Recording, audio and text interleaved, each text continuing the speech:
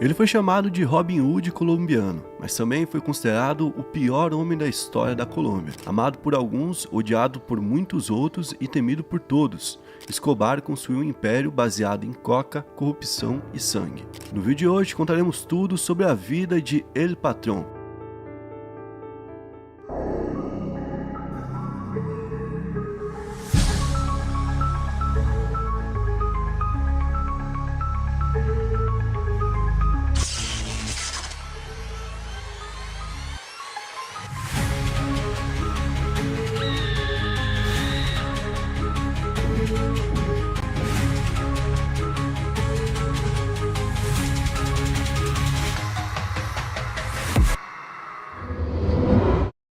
E aí pessoal, beleza? Meu nome é Bruno Fabio, esse daqui é o Planeta Novo e se você ainda não é inscrito no canal, vai se inscrever agora e deixar o seu like para ajudar a gente. No vídeo de hoje, a gente tem mais um episódio da série Criminosos e se você ainda não está acompanhando a série, agora recentemente a gente soltou um vídeo sobre o Lázaro, também soltamos sobre a Sister Hong, soltamos sobre O.J. Simpson, Fernandinho Beiramar, sobre o Charles Manson, BTK, vários vídeos que você vai encontrar na playlist que vai estar aqui embaixo o link. Só clicar e poder curtir toda essa sequência de vídeos completos sobre criminosos famosos da nossa história. Hoje eu estou aqui com o Lucas Sieca, eu quero saber qual que vai ser a meta de likes para esse vídeo. Bom dia, Fabio, bom dia galera que tá assistindo aí mais um videozinho do quadro Criminosos, que tá bom demais. Tá bombando. E eu quero 14 mil likes pro patrão. 14 mil likes então. Se você chegou depois e viu que ainda não bateu tanto like assim, não tem problema. Deixa aí o seu like que com o tempo essa meta vai ser batida. E é importante que todo mundo faça isso para ajudar o canal a continuar crescendo. E com a gente continuando crescendo, a gente continua produzindo mais conteúdos. Bom, então para falar do Pablo, a gente precisa falar do contexto da Colômbia. Antes dele se tornar o nome mais temido do país e ao mesmo tempo idolatrado ali no crime da América Latina, a Colômbia já era um país mergulhado em uma espiral de violência, desigualdade e corrupção. Só para a gente ter uma referência, no século passado, a Colômbia teve cerca de 15 guerras civis, e com isso, inúmeras guerrilhas, que são grupos armados que surgem contra o Estado normalmente, surgiram pelo país. Nas décadas de 1940 e 1950, a Colômbia enfrentou um dos piores e mais brutais momentos ali de sua história, La Violência, um conflito sangrento entre conservadores e liberais que deixou mais de 200 mil pessoas mortas em menos de uma década. As disputas políticas se transformaram em carnificina entre vizinhos, camponeses e guerrilheiros. Era a guerra pelo controle de terras, pela sobrevivência e pelo poder. E o mais chocante, o Estado assistia tudo de perto, ou pior, até participava desse momento. E depois disso, em vez de uma reconstrução, veio a desilusão. O país, que era rural, pobre e desigual, viu surgir vários grupos guerrilheiros, como as Farc, o ELN, e formando então ali grupos tão fortes quanto o próprio governo. Foi nesse solo contaminado então que as sementes do narco começaram a brotar. Na década de 1970, o mercado da coca explodiu nos Estados Unidos, principalmente entre as pessoas da elite e jovens ricos. A droga virou símbolo de status e a demanda cresceu em ritmo frenético. Os cartéis perceberam rápido que ali havia uma mina de ouro. A Colômbia, com suas vastas plantações, clima favorável e fronteiras desprotegidas, era o lugar perfeito para ser o centro do comércio desse produto. Mas mais importante que isso, era um país onde comprar políticos, policiais e juízes era tão fácil quanto comprar pão. Pablo Emílio Escobar Gaviria, então, nasceu no dia 1º de dezembro de 1949, na cidade de Rio Negro, no departamento de Antioquia, na Colômbia. Mas ele viveu mesmo ali boa parte em Envigado, uma pequena cidade vizinha de Medellín, que mais tarde se tornaria no centro do seu império. Para muitos, era apenas mais uma criança colombiana. O pai, Abel de Jesus Escobar Echeverri, era um camponês, agricultor simples e homem do campo. Trabalhava com a terra, na enxada, tentando tirar o sustento para os filhos. Ele era reservado, religioso e, segundo relatos, de temperamento calmo. Já a mãe, Hermilda Gaviria, era o oposto. Professora de escola primária, firme, orgulhosa e autoritária. E ela que teria moldado o caráter do Pablo. E também foi quem injetou nele a ideia de que ele era especial desde pequeno, dizendo que ele era destinado à grandeza. A sua infância foi marcada então pela escassez. Ele não tinha nada de luxo em casa, o dinheiro era contado e mesmo assim ele não aceitava o destino que era reservado para ele, que era o destino dos pobres da Colômbia. Então, desde muito pequeno, quando criança ainda, ele já vendia cigarros de contrabando, roubava túmulos em cemitérios e até adulterava bilhetes de loteria. Ele era esperto, frio e muito precoce. Onde outros viam a miséria, ele via então a oportunidade. Na adolescência, o Pablo já estava totalmente enfiado no mundo do crime, participava de pequenos furtos, extorquia comerciantes e falsificava documentos. Tudo o que ele fazia com um objetivo claro, que era enriquecer. E ele tinha um plano definido. O plano era ser rico a qualquer custo. Nessa época também, o Pablo tentou estudar, chegou a se matricular na Universidade Autônoma Latino-Americana de Medellín para cursar economia, mas nunca levou o curso a sério e teve mais foco para a vida do crime. Foi também nessa época que ele começou a se aproximar de pessoas influentes no submundo de Medellín. Aprendeu como funcionavam os esquemas do contrabando, os caminhos da fronteira, os pontos cegos da alfândega e fez amizades onde comprou lealdade e testou a habilidade dele de comando. Por volta de 1968, Escobar trabalhava como motorista e faz tudo de Álvaro Prieto, um dos principais contrabandistas da região de Medellín. Prieto era especialista em introduzir produtos ilegais no país, como eletrodomésticos, bebidas e cigarros, e Escobar absorveu tudo muito rápido, em questão de meses. Não demorou então para o Pablo montar o seu próprio esquema, onde ele trazia carros roubados, principalmente vindos do Panamá e do Equador, e depois falsificava os documentos desses carros e revendia os veículos como se fossem legalizados. Esse foi então o primeiro grande negócio lucrativo de Pablo, que deixou ele inclusive já milionário naquela época. Por volta de 1974, ele começou a se aproximar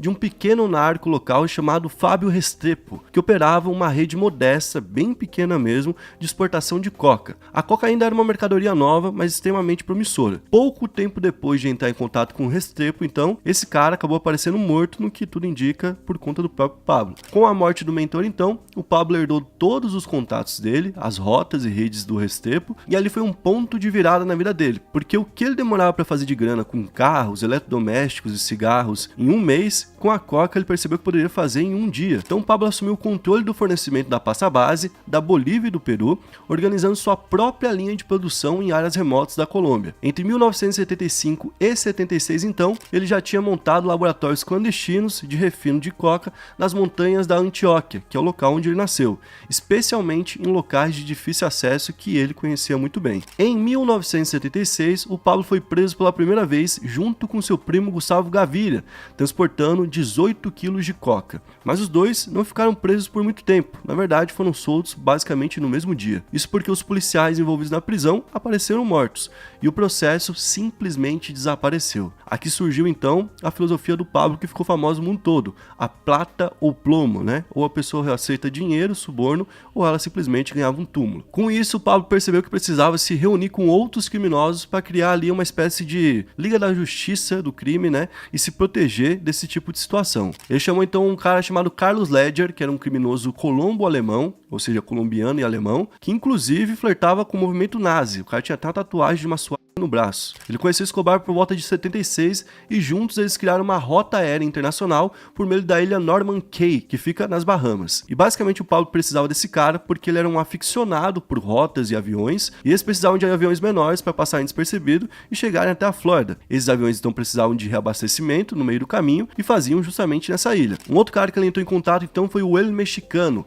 José Gonzalo Rodrigues Gatia, outro narco emergente com forte ligação com os cartéis mexicanos e uma mente militarizada. O Gatia entrou na estrutura de Escobar, fornecendo armas, força bruta e extermínio de rivais. Ele era violento, paranoico e letal, e o que fez dele então alguém muito valioso para o Pablo. Ele também contactou os irmãos Ochoa, que era composto por Jorge Luiz, Juan David e Fábio. Eles vinham de uma família tradicional do setor agropecuário, donos de aras e de fazendas, e que usavam seus negócios para poder lavar o dinheiro do tráfico. Ou seja, era um outro serviço muito importante para o Pablo. Foi assim então que o grupo, ainda informalmente, ficou conhecido como o Cartel de Medellín. Eles dividiam essas funções, lucros e territórios, e o Escobar era o cérebro e a cara do império. Enquanto isso, o primo dele, Gustavo Gaviria, que era um cara mais discreto, mas também tinha uma mente mais aguçada que a do próprio Pablo, era o homem das finanças. Foi ele quem ajudou o Pablo a criar uma teia de lavagem de dinheiro, contas em paraísos fiscais, uma rede de laranjas e investimentos em empresas legais, como por exemplo uma rede de táxi que o Pablo tinha, que contava com 6 táxis e fazia uma média de 9 milhões de dólares por dia. Pô, absurdo. 6 táxizinhos fazer isso aí, daí tá valendo a pena. Pô, né? Eu acho que todo mundo ia querer ser táxi. Ao lado do Gustavo, então, tinha um outro homem que não fazia parte da elite do cartel de Medellín, mas fazia parte dos homens fortes do Pablo, que era o John Jairo Velázquez, ou então o Popeye. Ele se tornou no matador de confiança do Pablo, liderando esquadrões de sicários que garantiam a eliminação de qualquer inimigo dele. No final dos anos 70, então, o Pablo já controlava um fluxo semanal de toneladas, por meio de pequenos aviões, mulas humanas, que naquela época passavam pela alfândega, então a pessoa viajava para os Estados Unidos, ainda não tinha acontecido a derrubada das torres e por isso era muito mais fácil de entrar, e a pessoa passava literalmente com coca escondida no bolso. E eles entravam principalmente por Miami, onde encontravam uma clientela rica e viciada. Os lucros eram tão absurdos que, segundo o irmão do Pablo, Roberto Escobar, o Pablo chegou a perder cerca de 10% do dinheiro por ano, com ratos comendo as cédulas armazenadas em depósitos improvisados, porque obviamente ele não podia deixar tudo em um só local. Isso significava que ele perdia 2,5 bilhões de dólares por ano somente com ratos. Cara, é muito absurdo, cara. É um problema assim que só o cara que tem muito dinheiro tem que deixar em lugares bem... que vai ter, né, esse problema. E por isso que naquela época ele já chamou a atenção dos Estados Unidos. Por enquanto, na Colômbia, ele ainda passava batido como um empresário, certo? Ele tinha uma imagem de empresário bem-sucedido, de benfeitor dos pobres, e inclusive ele foi eleito suplente de deputado pelo movimento Alternativa Liberal, usando como testa de ferro o político Jair Ortega, que basicamente foi o candidato oficial para ser eleito, ser derrubado e o Pablo entrar no lugar dele. Com o cargo, então, ele ganhou imunidade parlamentar e acesso aos bastidores do poder. Ele construiu moradias populares, campos de futebol, escolas e se vendia como uma espécie de Robin Hood colombiano. E até então parecia que o caminho mais óbvio para Pablo era se tornar o presidente da Colômbia. Tanto que ele construiu um bairro, por exemplo, cheio de casas na área mais pobre de Medellín, onde ficava o lixão antigamente. E no Natal ele comprava literalmente milhões de presentes e dava para as pessoas mais pobres em Medellín. De acordo com seu filho, um dos sonhos do Pablo era fazer pelas pessoas o que os políticos não faziam, e ele queria fazer isso com a fortuna que ele tinha. Só que isso tudo acabou desembocando numa situação muito ruim. Entre 1984 e 1991, um único homem, o Pablo, declarou guerra aberta contra o próprio país. Uma guerra onde ele não enfrentava apenas os rivais, mas o próprio Estado, a imprensa, o judiciário e qualquer um que ousasse desafiá-lo. O ponto de ruptura entre ele ser um empresário bem-sucedido e isso acontecer foi no dia 30 de abril de 1984. O então ministro da Justiça da Colômbia, que era o Rodrigo Lara Bonilla, vinha denunciando abertamente o Escobar e outros narcos que haviam se infiltrado na política. Ele defendia a extradição desses criminosos para os Estados Unidos, porque era um país que não tinha esse histórico de corrupção e onde os caras não conseguiriam fugir da cadeia. E queria banir também os aliados do Pablo do Congresso. O Pablo sabia que o Lara era uma ameaça real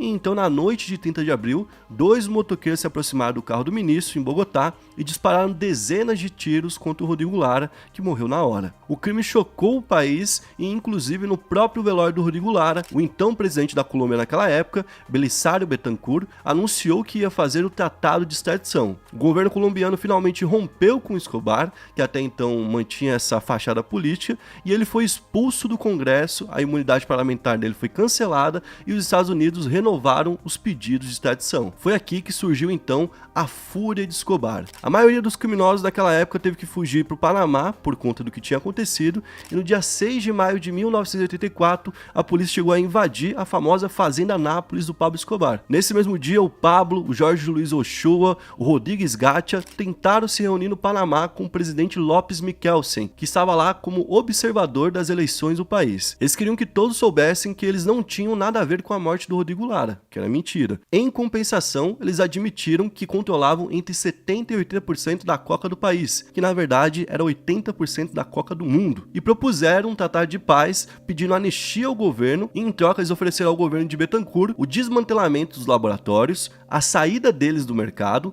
a repatriação do dinheiro e ajuda para poder pagar e quitar a dívida externa do país. Ou seja, tirar a Colômbia de vez da pobreza. Eles queriam se entregar, mas ao mesmo tempo eles não se ajudavam muito. Por exemplo, todo dia eles saíam para poder caminhar, para fazer uma atividade física, e cerca de 30 dos maiores criminosos da Colômbia usavam roupas esportivas de marca, o que ninguém tinha acesso na América Latina naquela época, e simplesmente corriam todos juntos nas avenidas do Panamá. E eles eram escoltados por uma série de carros Mercedes, parecendo que eram pessoas literalmente do governo americano. Os caras gostavam de bater de frente, né? Debochando e tudo. E o Panamá é um lugar que é totalmente habitado por americanos, e o DEA, que é o Departamento Antidroga, e a CIA estavam por lá olhando tudo isso.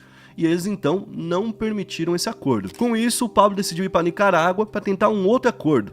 Lá ele conversou com os sandinistas, que são um movimento político nicaragüense de esquerda, conhecido pela Revolução Sandinista, que derrubou a ditadura do Somoza. Ele queria construir um laboratório de coca na Nicarágua, junto desses caras, e o que ele não esperava é que lá no país tinha um plano para poder prender ele. Isso porque ele ouviu uma entrevista de Ortega, o presidente sandinista da Nicarágua na época, onde ele falava que pretendia prender o Escobar e mandar para os Estados Unidos. Quando ele ouviu aquilo na televisão, ele não esperou nem o cara terminar de falar, correu para o aeroporto e foi de volta para a Colômbia, e foi obrigado então a voltar para a área onde ele seria caçado. Então quando ele volta para a Colômbia, acontece um momento histórico que foi financiado por ele. Entre o dia 6 e 7 de novembro de 1985, em Bogotá, capital da Colômbia, um comando guerrilheiro do M19, que é o Movimento 19 de Abril, invadiu o Palácio da Justiça, onde funcionava a Suprema Corte do país. Gente, imagina a Suprema Corte de um país ser invadida por bandidos, e foi literalmente o que aconteceu. Os caras, inclusive, dentro daquilo que o Pablo financiou,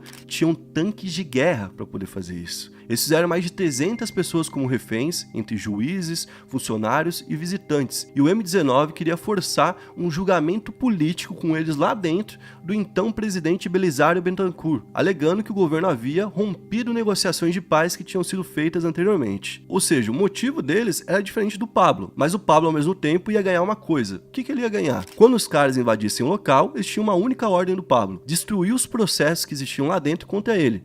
E por isso, então, muitos documentos daquele dia foram queimados e muita coisa do arquivo do Pablo simplesmente sumiu. Meio que uma mão lava a outra, né? Os caras já iam fazer, daí o Pablo aproveitou, financiou. Provavelmente eles não iam conseguir fazer, né? Essa é a questão. O Pablo deu uma financiada pesada, né? Colocou tanque de guerra na mão dos caras, né?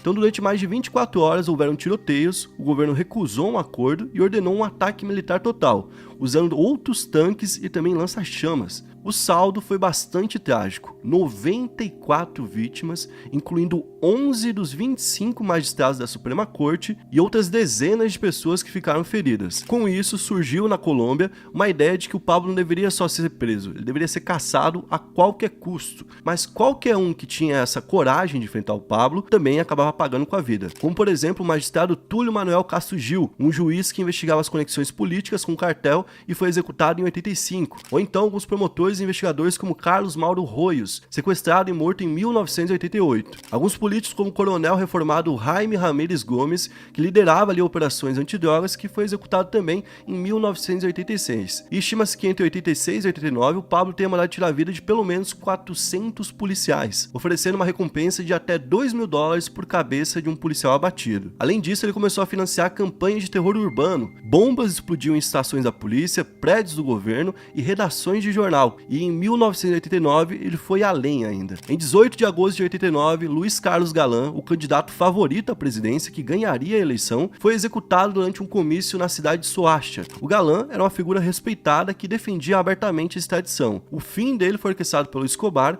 com apoio de políticos corruptos e membros dos PEPs. PEPs, que é um grupo que foi formado mais pra frente e que basicamente existia para poder matar o Pablo Escobar, certo? Mas que até então ainda não existia, e os membros que depois viraram parte desse grupo ajudaram então ele a fazer isso com Galán. Quando então Galán faleceu, o vice dele, que era o César Gaviria, assumiu o posto de principal candidato e virou o novo alvo do Pablo. No dia 27 de novembro de 89, ele ordenou que um explosivo fosse colocado no voo Avianca 203 que ia de Bogotá a Cali. O objetivo era tirar a vida do César Gaviria, que supostamente estaria no avião, mas ele acabou não embarcando por um pressentimento ruim. A bomba então explodiu no ar, tirando a vida de 107 pessoas inocentes, onde todos que estavam dentro do avião acabaram falecendo. Pouco depois, em 6 de dezembro de 89, outra bomba também destruiu o quartel-general do DAS, Departamento Administrativo de Segurança, que era o serviço de inteligência da Colômbia que ficava em Bogotá. A explosão tirou a vida de 63 pessoas e feriu mais de 600. a grande maioria de pessoas inocentes e que não tinham nada a ver com a guerra. Nesse momento, então, o Pablo usava boa parte do dinheiro que recebia, e inclusive do seu próprio cartel, nessa guerra que ele mesmo construiu por conta dessa tentativa dele de entrar na política. Foi ali que um outro cartel da Colômbia, que até então era parceiro do cartel de Medellín, o cartel de Cali, percebeu a chance de tomar o poder e tomar o lugar do cartel de Medellín.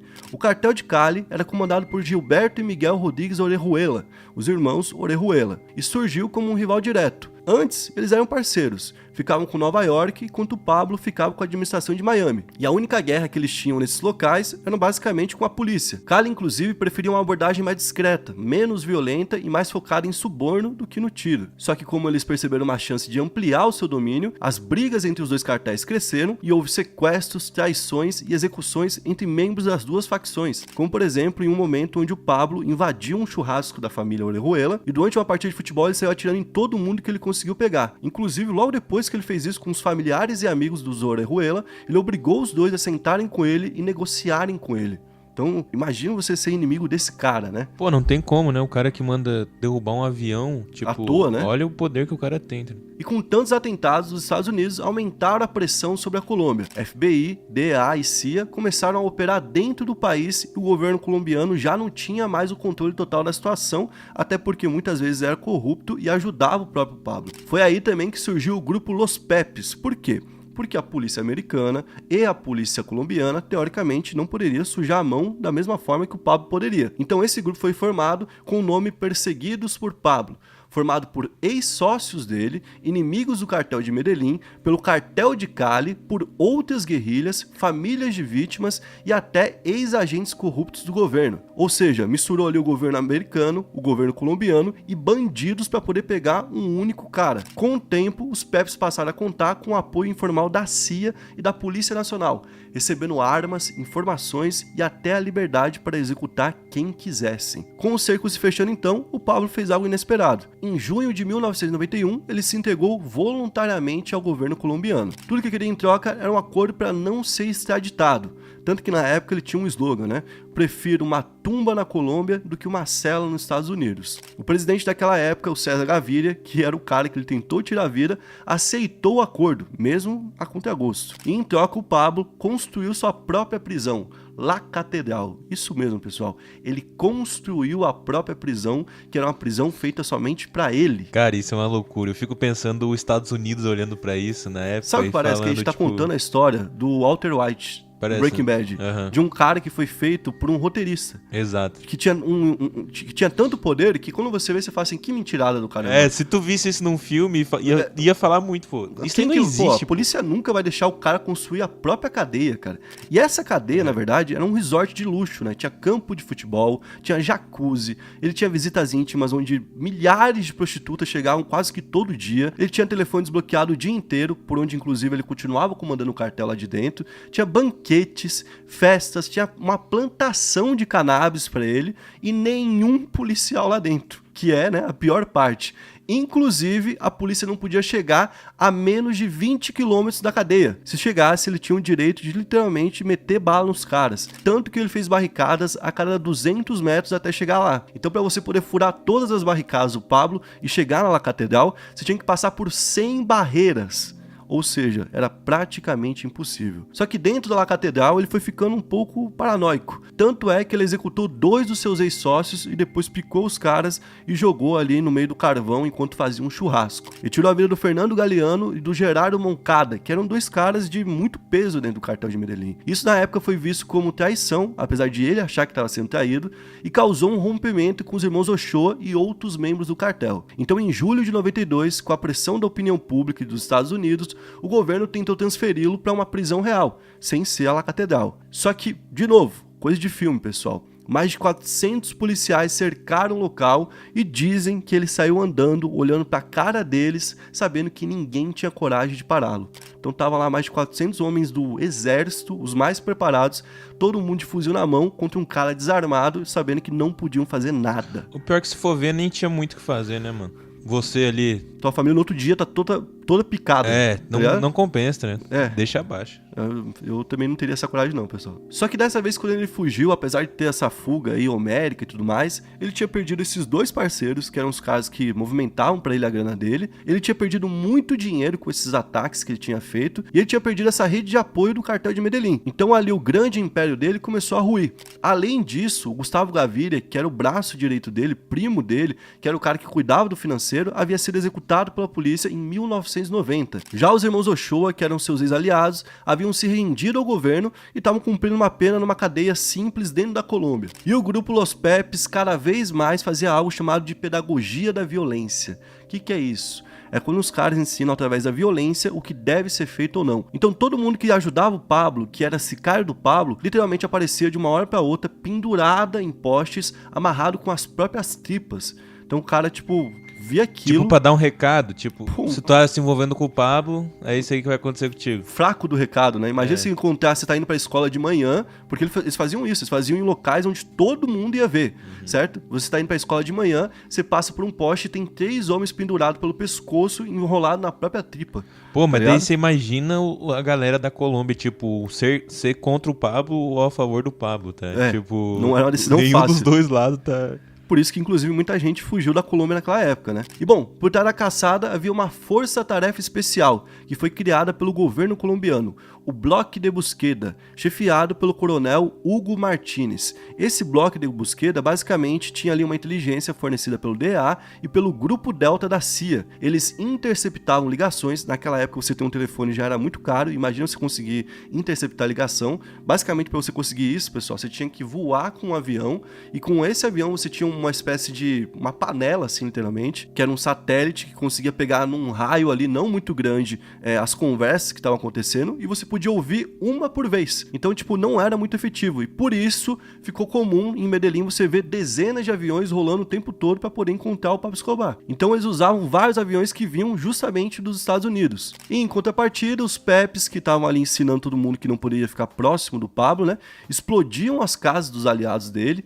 tiravam a vida dos seus advogados, sequestravam a família desses advogados e queimavam tudo o que cheirava a cartel. Então, durante esse tempo que fugia, o Pablo se tornou uma pessoa ali mais neurótica, né? Ficou paranoico, sem os comparsas dele que eram de confiança, como por exemplo La Kika, o Popeye ou o Gustavo Gaviria, sem o poder financeiro de antes, e ele passou a viver literalmente como um rato, escondido, paranoico, se movendo entre casas seguras em Medellín, muitas vezes com a família junto e em risco, e outras vezes sozinho. Ele tentou inclusive se comunicar com o governo para poder negociar uma nova rendição, mas ninguém mais queria diálogo com ele. Até porque naquela época a guerra contra ele já tinha custado milhares de vidas. Estima-se que ele tirou a vida de 4.000 pessoas de forma indireta ou direta. E a essa altura, até a esposa dele, a Maria Vitória Renal, e os filhos Juan Pablo e Manuela estavam sob custódia do governo e não podiam nem botar o pé na rua, vivendo escondidos e tentando asilo em diversos países, como por exemplo na Alemanha, onde eles foram recusados. E assim a gente chega então no fim do Pablo.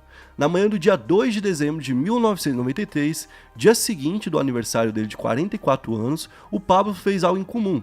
Ele ligou para o filho dele, o Juan Pablo, usando um telefone fixo comum. Ele sabia o que estava fazendo e muita gente inclusive interpreta que foi uma forma de encerrar aquela angústia que ele estava sofrendo. Tanto que a ligação foi longa, cerca de 15 minutos e cheia de promessas. Ele dizia que estavam próximos de se reencontrar, chorou muito e estava abatido, sentia que tudo estava chegando perto do fim. Então a inteligência do Bloque de Busqueda conseguiu rastrear a chamada em tempo real, e tem um detalhe curioso, né, que por conta do rastreamento que era feito via satélite, eles na verdade tiveram um sinal que foi errado, porque o Pablo estava numa casa de frente para um rio.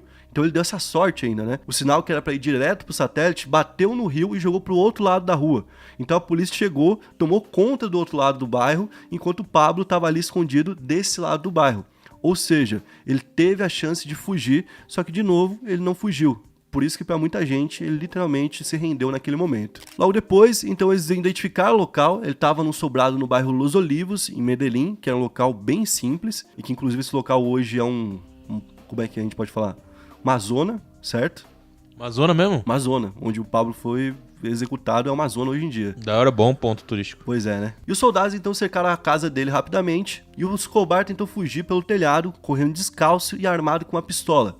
Ali houve uma troca de tiros, e ele foi atingido várias vezes, nas costas, na perna e finalmente um tiro fatal na orelha que saiu do outro lado da cabeça. Muita gente inclusive sugere que o Pablo não foi executado, que ele tirou a própria vida, até por conta de onde foi o tiro e da localização onde a polícia estava naquele momento. Tu acha que ele tirou a própria vida ou... Cara, eu acho bem possível, cara. Pelo nível dele de não querer dar nenhum gostinho de vitória pra ninguém, eu acho que ele faria um negócio ele desse. Tinha muito isso, né? Essa pira dele. É um ego também. E a perícia que foi feita provava que a polícia não tinha como dar aquele tiro do ângulo que ele recebeu, entendeu? Boto fé. Só que o corpo de Pablo não foi colocado ali na perícia, feito algo tão bonitinho assim, porque ele foi fotografado junto de todos os policiais, né? E foi exibido como um troféu pra imprensa. No outro dia, todos os jornais da Colômbia tinham na capa, literalmente, uma foto do Pablo com a cabeça aberta. Então, tipo assim, o país estava tão traumatizado com ele que quando ele foi explodido ali, pra galera foi vitória, né? E bom, com a morte do Pablo, o cartel de Medellín colapsou, mas o narcotráfico não desapareceu. O cartel de Cali então assumiu o posto de maior fornecedor, até também ser desmantelado nos anos seguintes. Em paralelo surgiram novas facções, como as Autodefesas Unidas da Colômbia, ou AUC, e os grupos armados que hoje controlam o país. O Pablo morreu, mas a sua sombra permaneceu. Em Medellín, por exemplo, o túmulo dele virou um ponto turístico. Muitos pobres, inclusive, ainda o reverenciam, até porque tem um bairro com seu nome que tem 4.000 casas que foram construídas por ele. E muita gente se pergunta, né, o quanto de dinheiro que ele fez durante todo esse tempo. Entre os anos 80 e os anos 90, ele ganhava cerca de 420 milhões de dólares por semana, pessoal. Ele ganhava mais de 1,6 bilhões por mês. Meu Deus. Cara, mano, esse dinheiro é muita coisa hoje, tá? E é em papel, cara. Não é dinheiro no banco, tá? É dinheiro em papel, tá ligado? Tanto que tem os bagulho do rato e tem os do elástico, né? Que ele também tinha que gastar muito dinheiro com elástico. Gastava $2.500 com elástico pra amarrar o dinheiro. Tá? Cara, isso é muito loucura. É um valor assim, gente, absurdo, pô. Eu sempre falo, tipo, vai num 1,99 por aí e vê quanto custa pra... Hoje em dia, 200 elásticos. Você vai pagar R$2, R$3, 200 elásticos. Pro cara chegar a $2.500 de custo, quantos elásticos? Muito elástico, muito elástico. Um placo, que é o que forma ali, né, que os caras usam um elástico, normalmente tem 10 mil. Eram $10.000, certo? Então $10.000 versus não sei quantas vezes versus 2.500, certo? Porra, mano, é tipo assim, é inimaginável, né? Provavelmente ele tinha muito mais dinheiro, inclusive, do que a gente tá falando aqui. Tanto que a revista Forbes daquela época, que listava os bilionários mais ricos do mundo, colocou o Pablo pela primeira vez na lista em 1987, com uma fortuna estimada em 3 bilhões de dólares. Só que ele permaneceu no ranking até um ano da sua morte, quando naquela época ele tinha uma fortuna de 30 bilhões. E gastando muito. E como provavelmente isso tudo, como a gente falou, ele perdia dinheiro pro rato, com os elásticos e tudo mais. E ele tinha que guardar esse dinheiro em todo tipo de lugar. Em galpões, em casas abandonadas, em fundos falsos de fazendas, paredes ocas de algumas casas, cavando buracos no chão e nas florestas de Antíqua, que era onde ele conhecia tão bem. Muitas vezes os pacotes de dinheiros eram enterrados em tambores plásticos no mato. E estima-se que até hoje bilhões de dólares continuam desaparecidos, tanto que atualmente, até hoje, existe na Colômbia uma profissão chamada piratas de Escobar. E além disso tudo, ele deixou, por exemplo, a fazenda de Nápoles, que ficava em Porto Triunfo e que tinha ali milhares de quilômetros como território. Lá dentro ele colocou uma pista de pouso particular e após ele visitar os Estados Unidos, onde inclusive quando ele já era procurado pelos americanos, ele tirou uma foto em frente à Casa Branca. Muito irado. Que é, ele e o filho dele, né? Muito absurdo, foda essa né? foto. Ele ficou então encantado com o zoológico que ele viu e ele estava disposto a comprar diversos animais exóticos como rinocerontes, girafas, elefantes,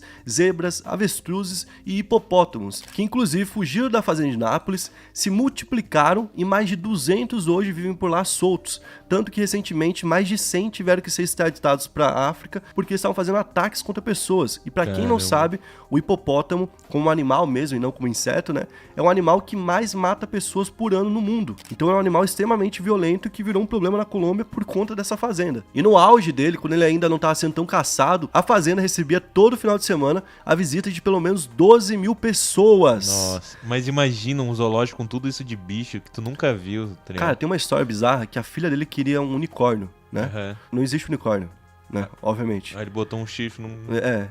Ele chamou um cirurgião na época e convenceu o cara a costurar um chifre na testa de um cavalo e deu pra filha. No primeiro dia tava até bonitinho. Passou alguns dias, o unicórnio começou a necrosar, né? E o cavalo morreu. Mas a filha dele, por algum momento, teve ali um unicórnio.